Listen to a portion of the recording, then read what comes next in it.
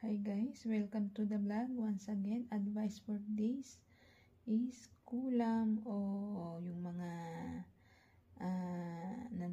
nagsusumpa.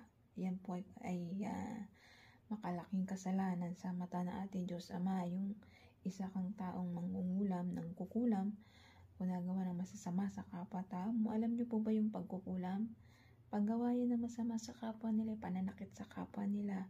Masama po yan, wala pong Diyos Ama sa kanilang pagkatao pag isa kang sumasanib sa dilim. Sila po kasi mangkukulam, sila po ang Diyos nila ay yung mga kadiliman, ang demonyo po. Kaya po sila nagawa ng masasamang gawa sa kapwa-tao, sinasamba nila ay ang demonyo. Kaya po sila nakagawa ng mga pangkukulam o pagsusumpa sa kapwa-tao nila. Pero ang isang taong hindi mangkukulam, nagawa lang ng kabutihan sa kapwa, ay hindi po nila makayang magawang manakit ng kapwa-tao nila.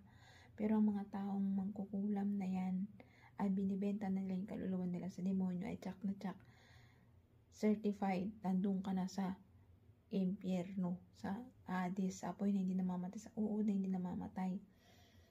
Huwag na tayo mag-expect na napupunta ka sa paraiso. Pero kung ikaw magbabago na mangkukulam at tatalikuran mo yung mga mali mong gawa, yung pagkukulang mo sa kapwa-tao mo, ang pananakit mo sa kapwa-tao mo, na wala namang ginawa kundi kulamin mo lang, di ba? Masama po yan, gumagawa po tayo ng hindi tama sa ating kapwa, nananakit tayo, nananalbahi tayo. Masama po yan, nagsasalita tayo hindi maganda sa kapwa natin. Masama po yan.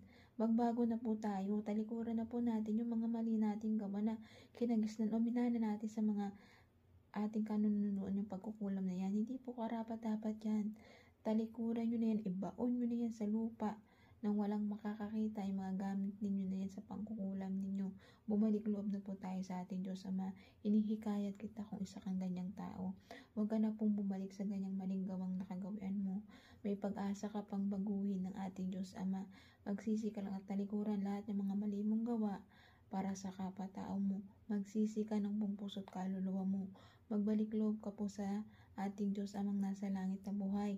Tatanggapin ka niya ng buong puso't kaluluwa mo. Maglingkod ka sa kapwa mo ng totoo, na may pagmamahal, na pairespeto, lalong-lalo na sa magulang mo. At lalong-lalo na sa ating Diyos Ama. Mahali mong ating Diyos Ama, paglingkuran natin siya. Please mag-advise tayo. Mangaral tayo sa mga kapwa-tao natin para mabago sila ng landas. Yung makikita natin mga kapwa-tao natin na naliligaw ng landas, payuhan natin sila, i-preach natin sila ng mga salita ng Diyos para malinawan yung isip nila at magbago